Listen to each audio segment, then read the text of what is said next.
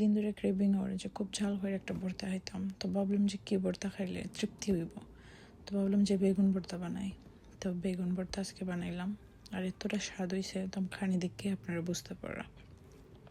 তো গেলাম কি বেগুন ভর্তা বানানিত গিয়ে চুলটা বান্ধি নিলাম ভালো করে। বান্ধিয়া যা যা লাগে সব খাটি নিলাম। খাইটটা কড়াই বইলাম, কড়াইয়ের মধ্যে অল্প তেল দিলাম। তেল দেওয়ার সাথে সাথে টমেটো আর বেগুন দিলাম, সাথে কাঁচামরিচ আর রসুন দিয়ে ভালো করে একটু পুরা পুরা করে নিলাম। সিদ্ধ হয়ে গেলো আর একটু পুরা পুরা হইলো। এটা গ্রান বালায় আর স্বাদের তো আর খাওয়া লাগে না। তো মোটামুটি হয়ে গেছে। তো আমি একটু লবণ দিলাম যাতে একটু ভালো করে সিদ্ধ হয়ে যায়। সিদ্ধ না হইলে ভর্তাটা স্বাদ লাগতো না। তো মোটামুটি হওয়ার পরে আমি ওখান দিলাম পেঁয়াজ আর নাগামরিচ দিয়ে এটা একটু ভালো করে একটু ভাজি লিমু। পেঁয়াজ আর নাগামরিচটা একটু ফোড়ে দিয়েছি, এখানে না আগে দিলে এটা ফুরিয়ে গেল না, তো খাইতে স্বাদ লাগলো না, তিতা তিতা লাগলো না। তো মোটামুটি আমার ভর্তার সপ্তাহ হয়ে গেছে। তখন আমি ধনিয়া পাতা কাটিয়ে লিছি, খাইটটা লই লিছি।